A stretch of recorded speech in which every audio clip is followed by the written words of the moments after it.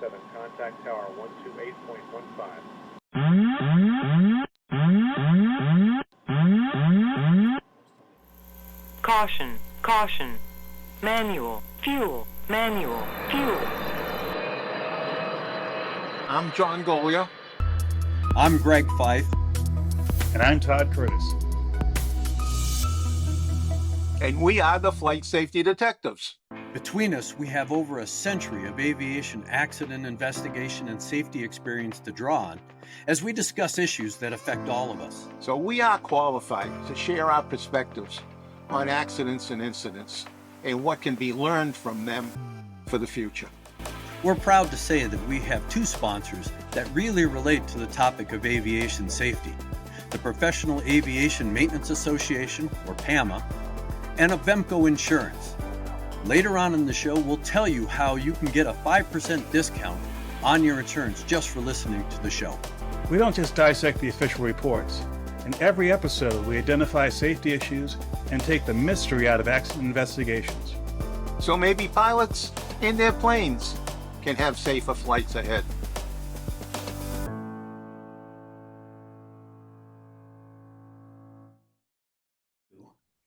Well, hello, Todd. Hello, John. Yep. We have another wonderful day. And I Indeed. bet you're glad you're in California because the temperature here in Massachusetts is quite chilly. It's warmer here in Northern California. And there's no ice falling from the sky. Yeah, we had that just a day ago. Yep.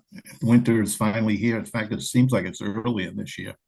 But It anyway, is. It's not even officially winter for a couple of weeks. We're recording this on December 10th, for those of you who are wondering when this is happening. December 10th, 2025, that is. yes. Well, today we were talking earlier before the show. We're talking about the statistics that the FAA is leaking out, and some of them that have been leaked out in the past about the general aviation accident rate. And I think we can have a little discussion about that and maybe a little bit more later Indeed. as we start to digest some of these numbers. But one of the first things that jumps out at me when I look at this is general aviation airplanes. And the accident rate that they're using for GA airplanes is fatal accidents per 100,000 hours. Well, GA airplanes don't ever get anywhere near 100,000 hours.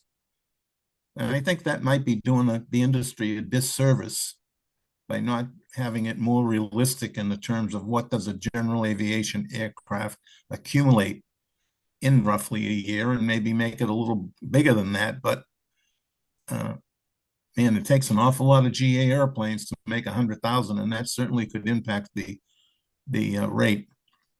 Especially since, there's a lot of GA airplanes that are registered that don't fly. Exactly. I have a friend of mine that has an airplane that hasn't flown in many, many years, but he keeps registering it. It's out of annual, so he needs to have an annual, but it's been sitting a long time. And not to make too fine a point of it, but when it comes to accidents disproportionately happen during takeoff and landing. Now, the FAA, and those of you watching the video version of this, we're showing you a graphic that is a FAA handout that compared GA accident rates over a number of years. Well, one of the things I always ask myself when I see a chart of numbers is, okay, they're talking about how this particular thing, GA accident rate, changes over time. Is that good or bad? Compared to what? Well, we go over to the NTSB, which has a very similar set of statistics for GA, but they also list Part 121 carriers, which are your large airline type aircraft, and Part 135. Not the same as Part 121 aircraft as far as regulations and requirements, but it is a higher level of flying than GA. And you can see from looking at, this is a sample set of statistics from 2023, the last year that's available. Just by eyeballing it, looking at the number of accidents, there are so many more accidents for GA per 100,000 hours than it is for airline and the other accident. For Part 121 and Part 135 carriers, there are about 68 accidents compared to general aviation's 1,150. And you say to yourself, okay, how does that compare? Well, look over on the right side. They have the flight hours for Part 121, Part 135. Together, it's about 24 million flight hours. Strangely enough, it's about the same number of flight hours for general aviation. So you say to yourself, oh, they have the same exposure to risk number of flight hours.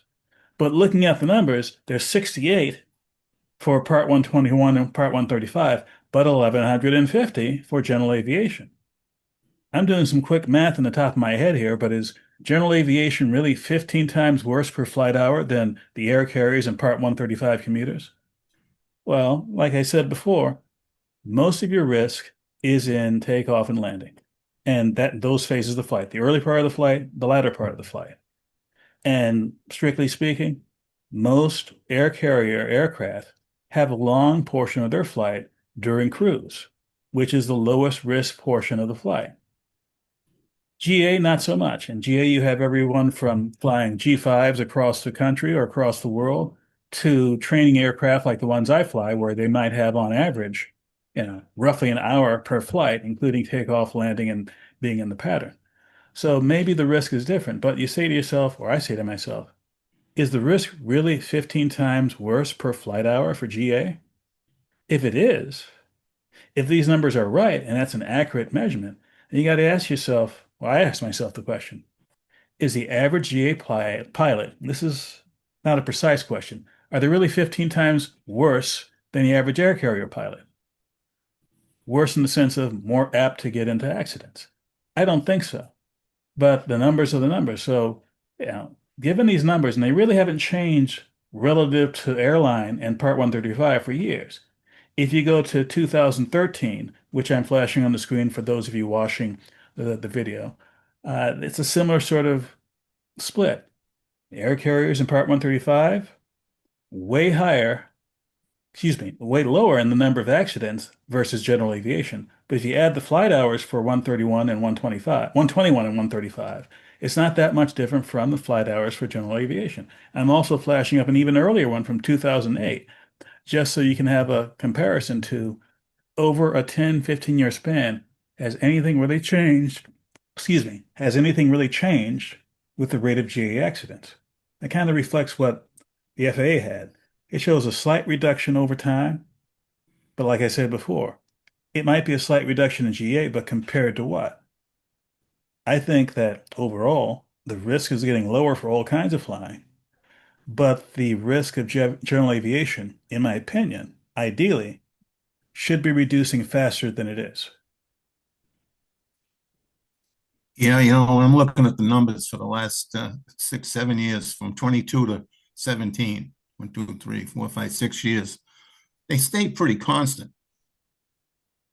Very city, 0.83, 0.89, 0.95, 0.91, and then there's a 0.75, and then another 0.90. I mean, they're pretty consistent, and that's on 100,000 hours flown. And I don't think that 100,000 is the right measurement for the smaller airplanes. It might do okay for Part 91 business aircraft that have had consistently a pretty low rate, but every once in a while they get a spike, and they had a few in the recent past where they spiked up for a couple of accidents. But those pilots and those operations tend to operate like a airline, with the training requirements and a structure behind them. And as you were talking about the pilots, GA pilots being different than commercial ones, I just had one with at an FBO that I was hanging around, and a young pilot. He's probably had his private license for 6 months, I would think, if I'm trying to remember right. And he asked me if I wanted to go flying with him. It was windy as hell. And I said, have you checked the weather? He said, yeah, the weather's good. He said, I'm not going in. I'm just going to stay in the local area. And I said, let's do the weather. And I forget what the numbers were, but the gusting winds in the area were sky high. I could see them, the people coming into the facility. The door blew out of the way once, or blew open when they pulled the door. And many of the clothes were blowing in the breeze as they were leaving, coming from the parking lot, coming into the building. So I knew it was windy as hell out there. And I told him I wasn't going to go. It was too windy. And then he thought about it and he didn't go. But I wonder how many times, if I wasn't there and had him focus on the weather, I wonder if he would have gone and then had his flight much riskier than otherwise. You know, there's all sorts of intangibles in these accident rates. And really, if you want to get into the details of why is GA such a higher rate, I'm making an assumption that it's not every GA pilot, every GA flight is the same. It's the same risk. There are some GA flights that will be higher risk than others. So my question is, which flights are those? Are those the ones that are training flights? Are those the ones with someone who's being flown by someone who has barely kept current with the requirements for keeping their license or keeping their level of license? Is it from someone who's flying a airplane that's new to them? But what are the things that increase risk? And, let's jump around a little bit. We have the NTSB, we have the FAA, which are two of the greatest sources for general information about what's going on with aviation and where the risks are. Well, during research for the show, I came across something which has been around for years, which I literally only found about last night, something called the General Aviation Joint Safety Committee. This is a public-private partnership between FAA and other entities where they have gotten together and basically listed a bunch of issues that are issues for general aviation. And those of you watching the screen, you can see a screenshot from the page where you can go down, click on one of these issues, and find out more details about it. And I thought to myself, well, gee, we should suggest to GA pilots, if they want to take individual action to get better as a pilot and to avoid risky things, well, one thing you could do is sit down with yourself, have a conversation, say to yourself, where am I risky? Where am I least sure about my capabilities? What are the things I think I should do better? Look down this list they have on the General Aviation Joint Safety Committee. Click down on that. Find out more information about it. And then maybe do a little searching on the FAA website or elsewhere, or with your local instructor or with people you fly with and say, hey, where can I find out more about this one area where I'm kind of weak on? And before we go further, what I'd like to do is talk about individual effort of one of our YouTube members, our new top tier member, William Palmer 9858. Thank you very much for joining us and being a top tier member, where as a top tier member, you get all sorts of benefits, including early access to our shows. And you'll be invited, if you're at the right level, to our live shows, which we're going to have one at the end of December, I believe the last week before Christmas, the Monday or before Christmas or thereabouts. Basically, if you're a top tier member, you'll get a heads up about it. You can join us for the live session. You can ask us questions directly and we will answer it. And this is not just for individuals who want to be a top tier member. Are you an entity in aviation that wants to address our audience, wants to sell something to our audience, wants to get your message out to our audience? Write to us, fsdsponsors@gmail.com, and we will work with you. And if you sponsor our show, one or more shows, and you happen to have a hat, I will wear your hat. Yes. Yes. Well, you know what? I'm looking down the list of 10 most common causes for accidents according to the Joint Safety Committee. And, as I look, loss of control in flight. One of the things that we find deficient, and we're looking at accident reports, depending upon what year it was, from the NTSB, some of them are pretty thin in the factual side. They prove their point in loss of control, but there's an awful lot in there. And the number 2 item on the list is power system component failures. Well, a lot of those may have something to do with maintenance. And boy, I'd like to see detailed breakdowns on all the engines that have that. And I tried to push that when I was with the NTSB and I failed.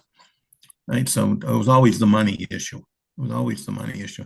And I guess from my conversations with folks at the NTSB now, the money issues are even greater than they were way back when I was there.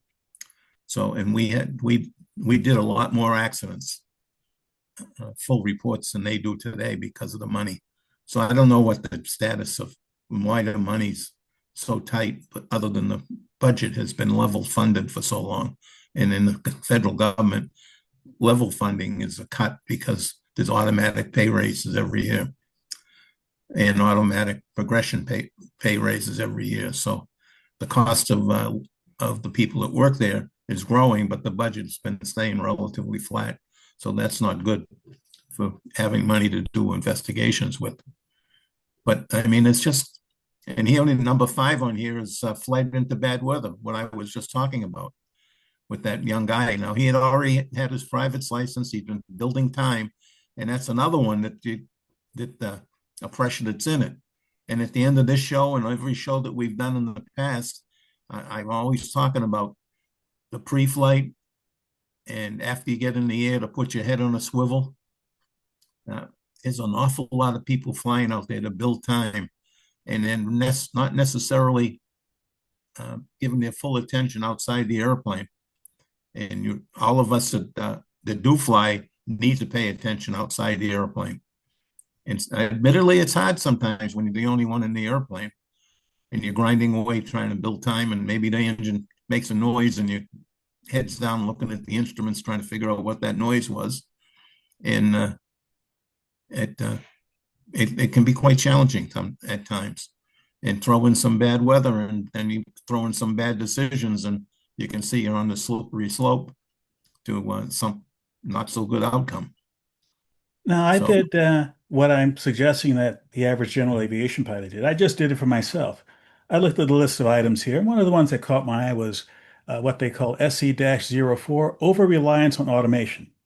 Now, I fly a technically advanced aircraft, the Cessna 172 with a G1000 setup, and compared to what I first flew, a Cessna 172 in the 1970s, which was a steam gauge, old school airplane, there's a lot more to digest.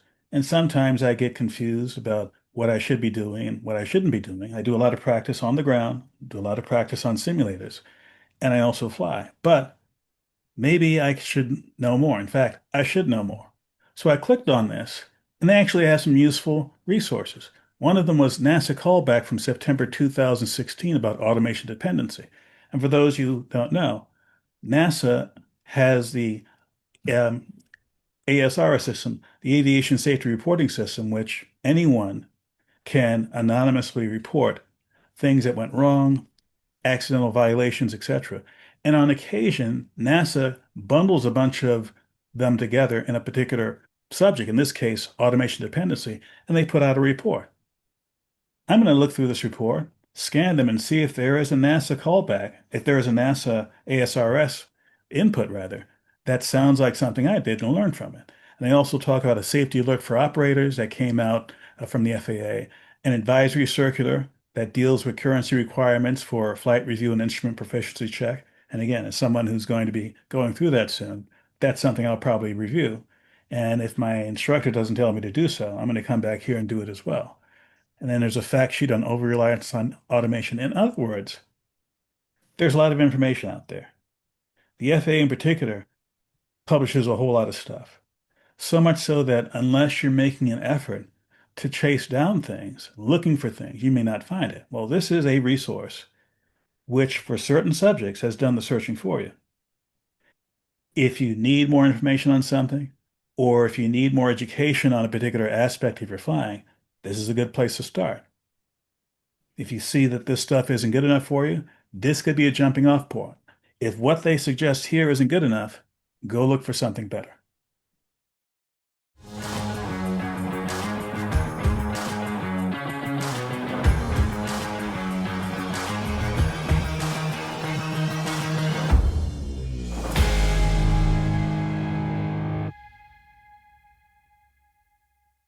Hello, aviation enthusiasts, safety professionals, and curious minds.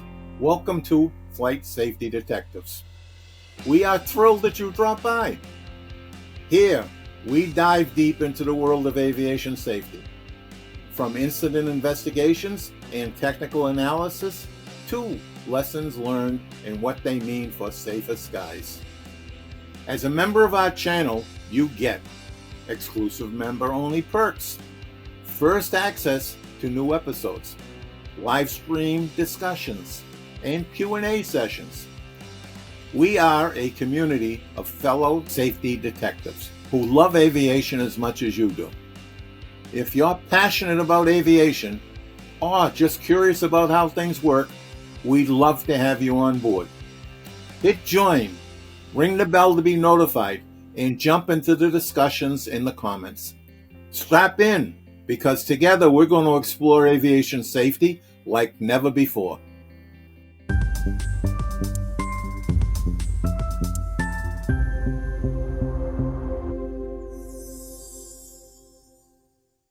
At Oshkosh this past year, 25, I sat on a hangar flying session with some flight instructors, and the discussion got on to about students only knowing how to fly the magenta line, and how many of them, when they have to deviate from that, get lost, in the system, not lost physically, but getting lost how to work their way through the system when they have to go off the magenta line. And I learned to fly when we didn't have any of that. So you had to pay attention, situational awareness, that I didn't even know what that meant, but I knew you had to pay attention to where you were at all times.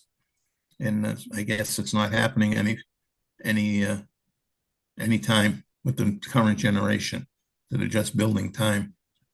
The other one I note that take note on the causes of accidents is fuel starvation or fuel issues. And that still baffles me, how we get airplanes to run out of fuel. Yeah, I can understand it if you get caught in weather and there's no place to divert. You should have been paying attention first off. But once you get into it, now you got a big problem. But there's other times I see good days where they run out of fuel. Either they don't select the right tank, or they assume that the two tanks, because they filled it up yesterday or the last time they flew it and they only flew for 2 hours, they figured it still had plenty. I don't know, but check and verify is one of our cardinal rules. And these are the areas that you're not going to see in an airline operation normally. We saw it one a few times in the past, but normally you don't see that because there's so many checks and balances and other people that are checking on what's going on. In general aviation, that whole burden is on the pilot. And it is a burden sometimes. It just takes a long time to get in the air. And I see them, younger people usually, how impatient they are to get in the air. They come out to the airplane, they do lousy walk-arounds, and I see them not checking the fuel because they figured somebody else had flown it earlier. Everything's okay. I just shake my head. So you check your fuel on every flight, Todd? Every flight. And when I'm doing my training flights, my usual thing I do is because of the organization I'm with, I fill it to the top. Yes, I pay for the fuel that I put in there, but when I fill the tank to the top, even for a flight around the pattern, the previous pilot has usually filled it fairly close to the top, so it's not like I'm filling up the tank all the way. But here's the thing. Because I know where I'm starting from every time, and because I double check, I have a dipstick sort of thing to check how much fuel is actually in there, I can, with confidence, know how much fuel I have, how much endurance I have for flying. And on top of that, if I'm taking off every time with the same fuel weight, it's not like on one flight I have X number of pounds in the aircraft. On another flight, I might have 50 pounds less. Yes, it might be only a slight difference in performance, but I know that the feel of the airplane should be fairly consistent weight-wise from flight to flight if I'm always taking off with a full tank of fuel. Now, this is not for the cases where I'm taking other people on, but if I'm doing solo flying, doing practice on my own, it's a certain level of comfort where if there's something just out of kilter, I might say to myself, this doesn't feel right. It's not handling the way it should. Either handling heavy on the controls, light on the controls, whatever the case may be. Taking that variable out of the equation means I don't have to worry about that when I'm flying. Yeah. Well, the cost of that fuel at airports, if you got your own airplane, you're responsible for all the fuel. Uh, And for you those can of you see who are people. worried about the price of fuel, there's never been a time in my flying career where I said to myself, gosh, the fuel today is really, really cheap. No, it's always a premium price compared to automobile fuel. And it's just one of these things where there are a lot of things with aviation where you can't avoid it. It might be a high cost relative to what you think it should be. Well, don't compromise the quality of your flight or the ability of your airplane by saying, you know what, let me shave a little corner here. Let me not fill up the tank all the way. Let me not take the extra time to take another course. Let me not take hours out of my day, which I've already taken hours out of my day to fly. Do I have to spend another hour in pre-flight or half hour in pre-flight? Again, we're not going to lecture you here or, shake our finger at you. We've done that enough. What we're trying to give here is resources where you, the pilot, or someone else involved in aviation, you don't have to be a pilot to learn from this. You can be like one of our previous guests here. You can be a ramp rat who doesn't fly but aspires to fly. Well, what you see in your day-to-day work could inspire you to figure out, oh, this is interesting. Where can I find out more about it? Well, we just gave you a resource today that you can use to drill down on what you don't know or what you're unsure of and get to be a little bit more competent as a person in aviation, not just as pilot. Anyone in aviation who's looking for more insight as to the reality they're living in. My gosh, that sounds like a second to last word to me. It does, and and and we probably should keep it there. I think we're going to continue on in this this light, on this vein of information and some of our podcasts of the future, Indeed. because it definitely needs to have some more discussion. And I'd like to dig into some of these items, uh, loss of control in flight, and really break that down. If that really is very high on the list, then let's break it down and see what the circumstances around loss of control are, and engine problems, and unknown or undetermined is another interesting one. So anyway, we'll continue on with this, and I will give my usual last word, which will be, if you're going to go flying, please do a good job of pre-planning your flight. The weather, don't be so excited. I'm talking to a lot of the young people building time. Don't be so excited that you're going to go flying because you're going to get another 2 hours in today, because it's you have the ability to have 2 hours to spare to fly, but Mother Nature may not make that 2 hours available to you in a way that fits within your capabilities. So please, you got to weigh all of that stuff out before you get to the airport. After you get to the airport, a good pre-flight's important. And the younger people really need to have some walk around time with the more experienced people and what to look at. I still go back to a damn Mooney accident that I worked in the pre-flight was not good for multiple times, as the flight control uh, on the elevators was working its way loose, and it finally became fully loose, and he lost control and killed 3 people. So, I mean, and it's right out in the open. You could have seen it, just looked at it closely, not even, just closely. I see too many people that don't get down on their knees and look under their airplane on some of the low rings, like the Moonies. Uh, so there's all sorts of pieces to this puzzle for a pre-flight, and you've got to do it right, because we catch so many problems before flight, and the ones we don't catch end up on this accident list. So it's not good. You had a good experience with that, Todd, Oh, yeah. and I'll cut it off. I'll cut my going. Please fly safely. But why don't you share that last piece with the experience you had? Well, this was a couple of years ago. I was when I was still living in Boston.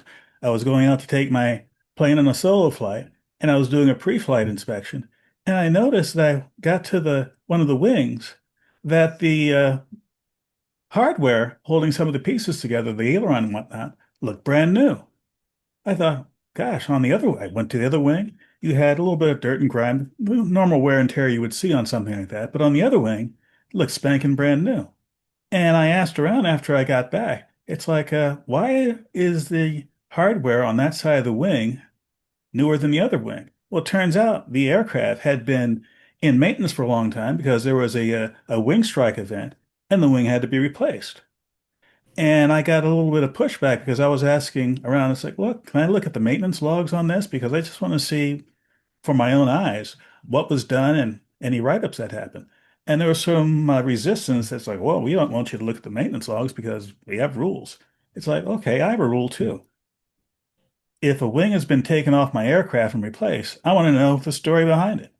By the way, I did a FOIA request for the story behind it. That is the actual event itself, air traffic control tapes. And even though I wasn't able to get the maintenance logs on that, I was able to go through another route and get additional information that made me feel a little bit more comfortable about that airplane. I eventually did fly in it again. But if I'd known ahead of time that day that, hey, Todd, this airplane you're taking, we just replaced the wing last week. It's like, really? Can I take another airplane this week? Give me some time to think this over before I take this airplane out again. That's just me. Well, that kind of stuff is what's needed more of. And I don't understand why they didn't let you see the maintenance log. Well, I would have pursued that further, but I moved to another state and I have another organization which is not giving me pushback on that type of thing. So I'm happy with my current situation. Okay. Well, we'll be back again, folks, with some more looking at general aviation. And another thing that just came to my mind. I wonder how many of these accidents in general aviation have commercial pilots, mainly airline pilots, at the controls. That'd be interesting to look at.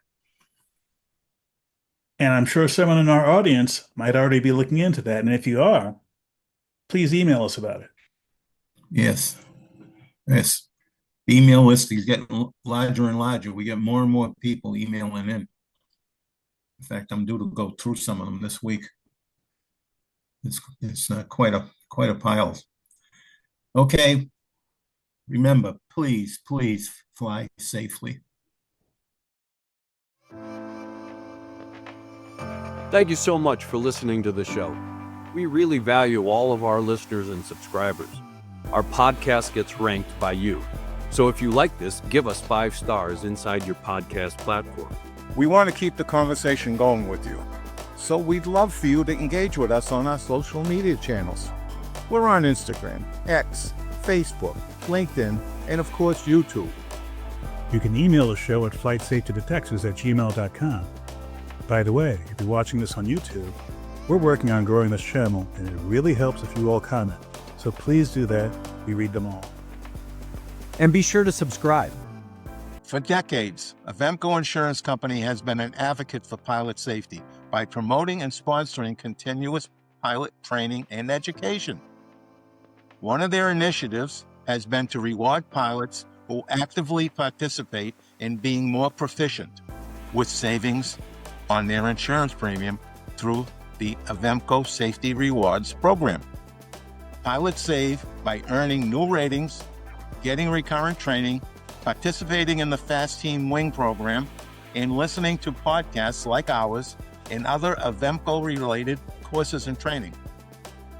Call 888-879-0389 for a free quote, or visit avemco.com/flightsafety. Don't forget to tell them the Flight Safety Detective sent you for an automatic 5% off.